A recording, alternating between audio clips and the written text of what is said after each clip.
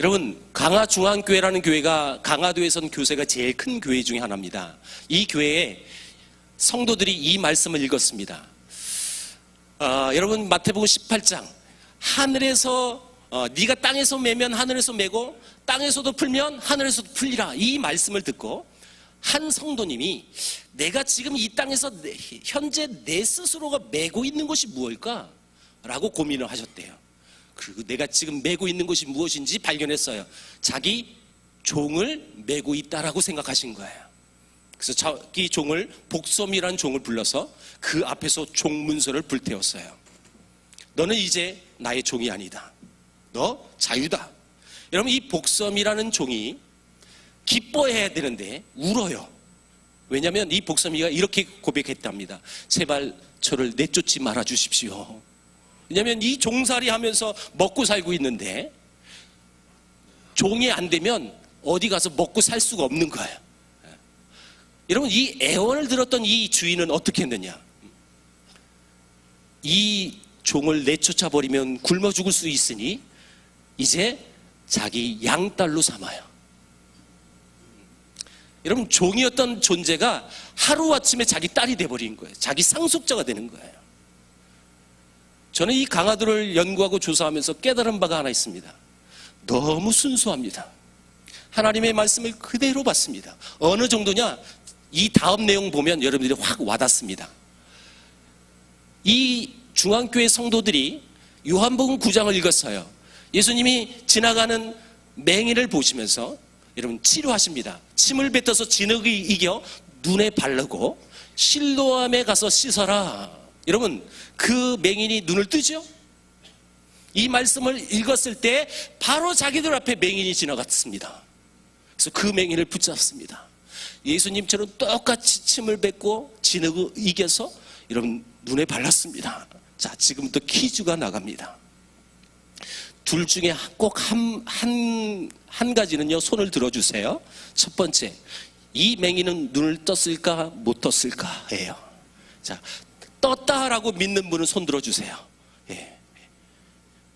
여러분들 정말 순수하신 분들이에요. 예. 이 맹인은 눈을 못 떴습니다. 이유는 강화도에는 실로암이 없기 때문에. 저는 사실 이 사실을 조사하면서 제 마음속에 크게 하나 다가온 곳이 하나 있었어요. 저도 목사인데 말씀을 선포하는 목사 중인데 이 말씀을, 이 사건을 보면서 이게 성경적일까? 라고 생각이 든 적이 있었어요. 그러면서 하나님 앞에 회개한 적이 있습니다. 하나님이 이 사실을 연구하면서 제게 주셨던 그 마음은 왜 그들처럼 순수한 마음이 너에게는 없냐? 그 마음을 주셨거든요. 저는 이걸 절대적으로 어떤 신학적인 문제로 이것을 여러분들에게 연결하고 싶은 마음은 전혀 없어요. 복음이 들어온 초기에는 우리 믿음의 선배들은요, 말씀 그대로 받으려고 노력을 하셨어요. 거저 받았으니 거저 주는 거예요. 그 모든 전 재산을 여러분 털면서 실제로 가난한 전도자의 삶을 살 수 있을 만큼 그런 순수한 신앙들이 그들에게 있었다라는 거죠.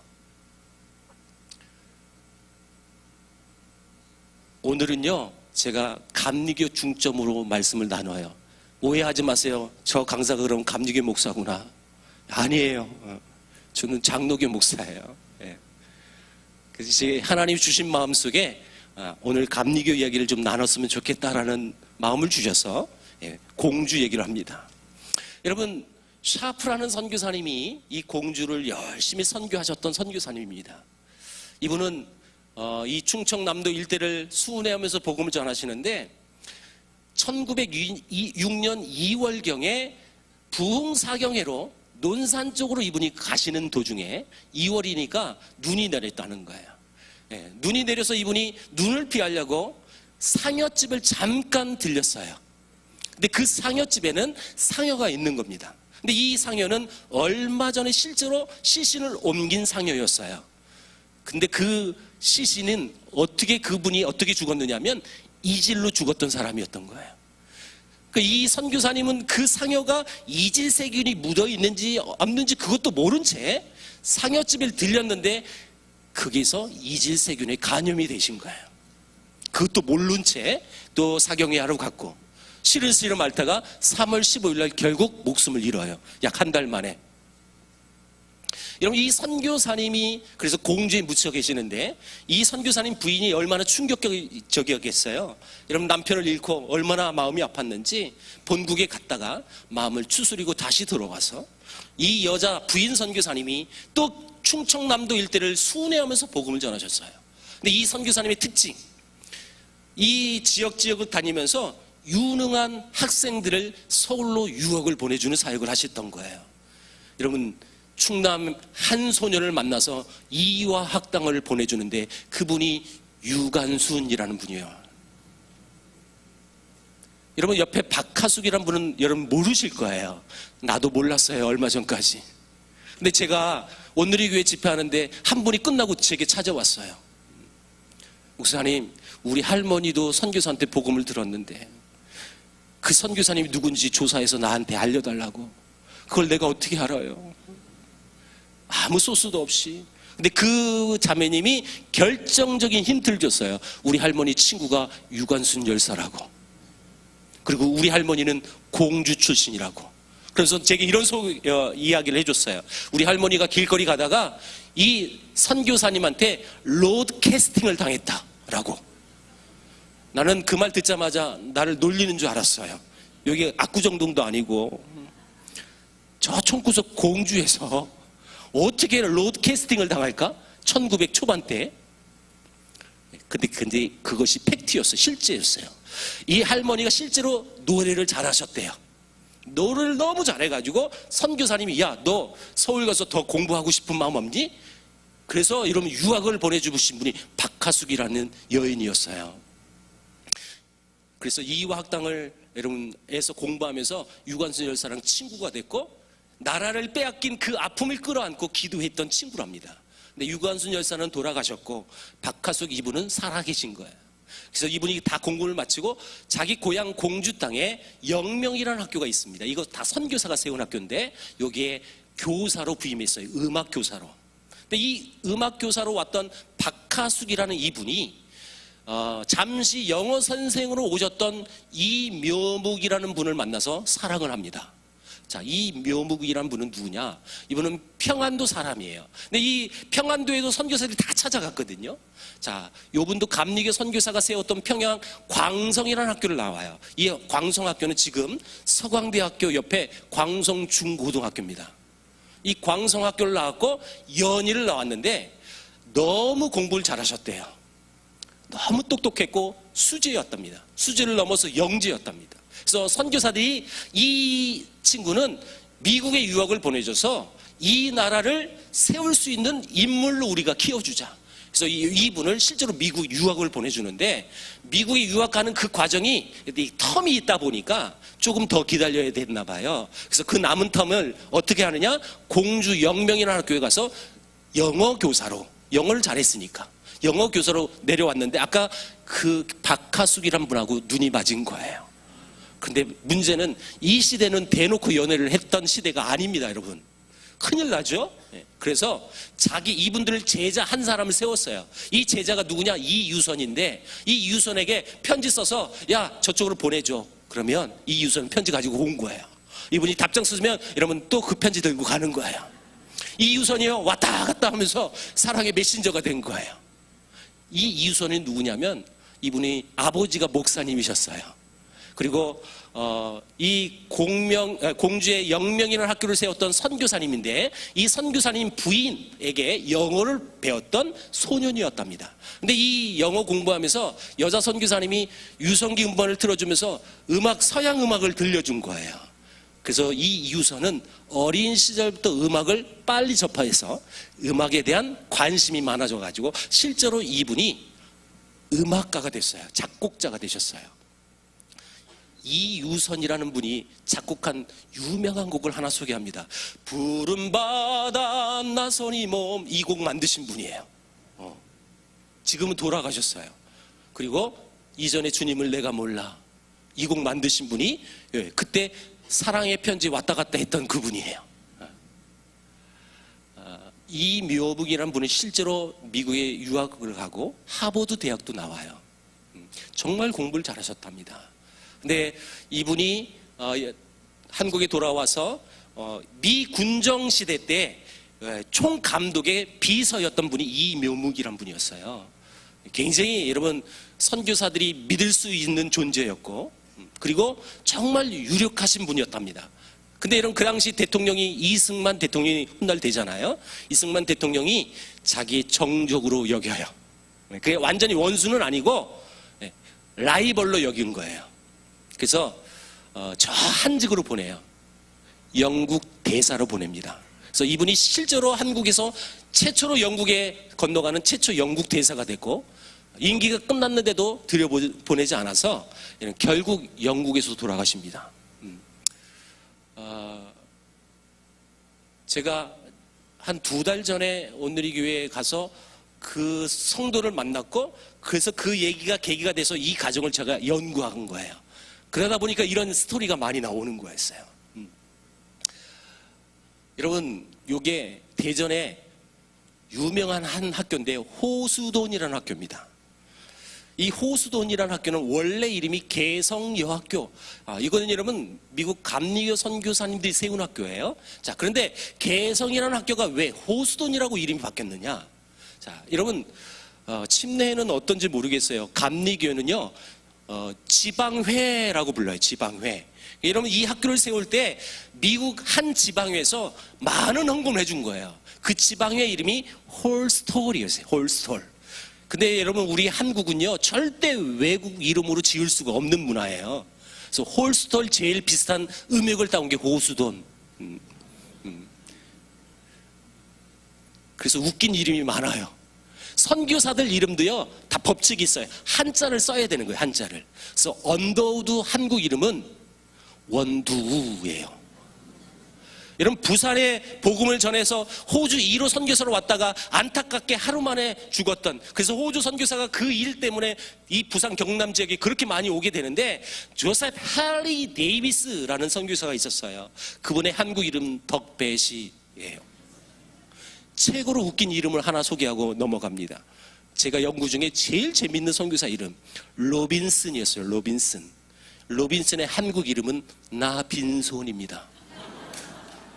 그래서 이분은 자기를 소개할 때 늘 이랬답니다. 나 빈손입니다. 나 빈손이니 아무것도 달라고 하지 마세요. 나 빈손입니다. 그의 유머였답니다. 이런 흐름에서 이름을 바꾸는 겁니다. 홀스톨이라는 지방에서 헌금을 해줘서 그 사랑과 그 은혜를 우리가 기념하기 위하여 호수돈이라고 이름을 짓습니다. 대전에 모건대학교를 세우신 선교사님입니다. 모건대도 감리교 계열이에요. 근데 이런 모건대 안에 채플실이 하나 있어요. 여러분 기독교 학교니까 예배실이 있다라는 거죠. 그 예배실 이름이 이래요. 윌리엄 해밀턴 쇼 기념 예배당. 이 한 선교사의 이름이에요. 윌리엄 해밀턴 쇼는 누구냐? 현재 모건대 채플실이고요. 자, 지금 은평구에 이분 동상이 이렇게 세워져 있습니다. 자, 이분의 아버지는 평양신학교 교수였고, 저 아들입니다. 아들이 윌리엄 해밀턴 쇼. 아버지도 윌리엄 해밀턴 쇼. 아들은 2세. 자, 이 아들은 평양에서 태어났고, 평양에서 고등학교까지 마치고, 그리고 대학교를 미국 간 거고, 2차 세계대전이 터져서 노르망디 해전도 참전하시는데, 이분이 해군 장교로 참전하셨어요. 그리고 건강하게 제대했고, 자, 이분은 꿈이 생깁니다. 우리 아버지처럼 나도 한국의 선교사가 돼야지. 그래서 이분은 더 열심히 공부해서 준비돼서 한국 가자 해서 하버드 대학원에 입학했어요. 근데 이분이 하버드 대학원에서 공부할 때 우리나라에 한국 전쟁이 터진 거예요. 그래서 이분이 이렇게 고민합니다. 저는 한국에서 태어났습니다. 저는 한국 사람입니다. 저는 선교사가 돼 한국으로 가려고 준비하고 있습니다. 지금 한국 국민이 전쟁 속에서 고통당하고 있는데 이를 먼저 돕지 않고 전쟁이 끝난 후 평화가 왔을 때 한국에 선교사로 간다는 것은 제 양심이 도저히 허락되지 않습니다. 그리고 결국은 학업을 중단하고 해군에 재입대합니다. 여러분, 우리 남자들이 제일 싫어하는 꿈이 재입대하는 꿈입니다. 저도 2번 꿔봤어요. 병무청에서 행정 실수로 내 모든 군 생활이 지워졌대요. 그래서 날 끌고 온 거예요. 여러분, 그날 정말 재수 없어요. 너무 힘도 없고요. 이게 우리 남자들은 그게 아픔이거든요. 근데 이분은 자기 발로 재입대를 해버려요. 근데 저는 깜짝 놀랐어요. 이분이 메가더 장군 정보장교로 들어와요. 통영을 맡아주면서 우리나라 지형을 잘 알고 있었답니다. 그래서 인천 상륙작전이 성공이 됐고, 여러분, 상륙작전이 성공되자마자 서울이 수복되지 않아요. 며칠 걸리거든요. 녹번동을 지나가는데 숨어있는 공산당 이분 쏜 거예요. 그 자리에서 돌아가셨어요. 근데 이 아들이 죽었을 때 다른 자식이 없었어요. 외아들이었어요. 외아들. 얼마나 가슴이 아팠을까요? 여러분, 그래서 이 분이 지금 양화진에 묻혀 있어요. 저 뒤에 있는 묘비가 그분 부모님들 묘비예요. 이 가정이 우리나라에 지대한 영향을 끼친 거 한 가지만 대보라면 우리나라의 군목제도를 세우는데 큰 공헌을 세우신 가족이에요. 여러분, 이 안타까운 소식을 들었던 미국의 지인들 성도들이 약 6천 명이 성금을 모금해서 우리 한국 땅에 보내줘요. 그 헌금으로 모건대학교 채플실을 지은 거예요. 이것이 불이 나가지고 최근에 몇 년 전에 이걸 다시 만드는 거예요. 예쁘게. 제가 작년에 대전에 어느 곳에서 집회를 하는데 끝나고 한 장로님이 제게 찾아오셨어요. 목사님, 내가 모건대학교 교수였습니다. 이분이 은퇴하신 장로님인 거예요. 나는 이곳에서 수없이 예배드렸는데 나는 오늘 이분의 이야기를 오늘 처음 들었습니다. 이 장로님이 약간 울먹이면서 그 말씀을 하시는 거예요. 이 말은요, 이런 아름다운 스토리가 있음에도 불구하고 우리가 이런 이야기를 전개하지 못하고 있는 거예요. 이런 얘기 정말 많습니다. 여러분, 밀러라는 선교사님은 찬송가 편찬위원장도 역였던 선교사님이에요. 이분은 청주를 개척했던 선교사입니다. 이분 묘지 지금 청주에 있어요. 자, 여러분, 그런데 왜 청주에 갔느냐면 거두절미하고 그냥 넘어갈게요. 이 선교사님이 서울에서 언더우드 고원을 인수해서 몇 년 동안 이분이 책임자로 일을 했어요. 여러분, 이 부부가 한국에 왔는데 안타까운 것은 자녀가 없었습니다. 6년 만에 큰 아들이 태어났는데 그 아들이 8개월 살고 생을 마감합니다. 그래서 양화진에 묻힌 거예요. 지금 여러분 화면에 오른편에 있는 것이 그 가족의 묘지고, 왼편에 있는 저 선교사님 밑에 있는 것이 청주에 있는 묘지예요. 근데 더 안타까운 것은 3년 뒤에 둘째 아들이 태어났는데 그 다음날 죽어요. 더 가슴 아픈 이야기는 그 다음에 벌어져요. 이 후유증으로 사모님이 그 다음 연도에 돌아가셨어요. 여러분, 이 선교사님이 세 가족을 양화진에 묻고 그리고 청주라는 지역을 가서 개척하신 거예요. 근데 이분이 그 아픔을 당할 때 우리 한 조선인이 이런 질문을 해왔다는 거예요. 당신이 믿는 신은 도대체 누구길래 왜 당신에게는 어려움만 줍니까? 우리 조선인이 생각하는 신은 우리는 만사형통이거든요. 뭐든지 잘 되게 하는 것이 신의 개념인데, 저 사형이 믿는 너는 왜, 저 사람은 왜 신이 안 도와주지? 왜? 우리 관념은 세 명이 죽었으면 이건 저주받은 거거든요. 그래서 이렇게 질문한 거예요. 당신이 믿는 신은 누굽니까?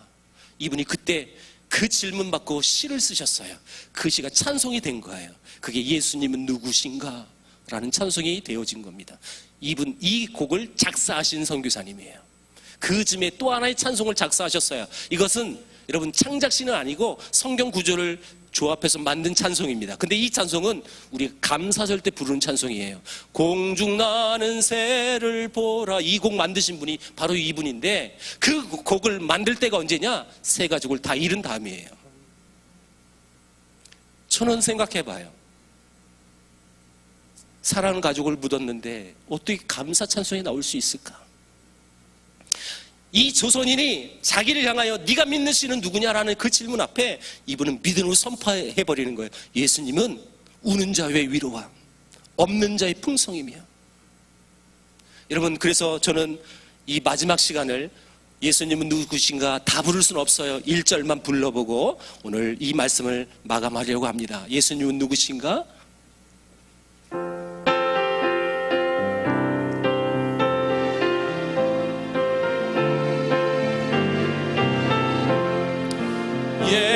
예수님은 누구신가?